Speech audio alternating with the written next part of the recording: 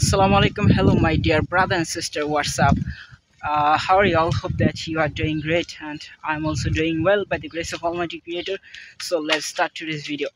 So we will learn with Mahmoud, and he also teach us new structure. Of course. Are you sure? Yeah, You of will course. teach us You wanna structure. learn from me. Of course, we Oh will my learn god. with Okay, so you. today's structure is subject plus should plus verb one. What will be? Subject plus should plus verb one. Should মানে হচ্ছে কোনো কিছু উচিত বোঝাতে আমরা কি ব্যবহার করব? Should. So okay, so I will first of all I will show you how to make a sentence. For example, আমাদের ভিডিও বানানো উচিত. We should make videos. What will be? We should make a video. Okay, so আমাদের হাঁটা উচিত. We should walk. Oh my god, you can make videos. How can it possible?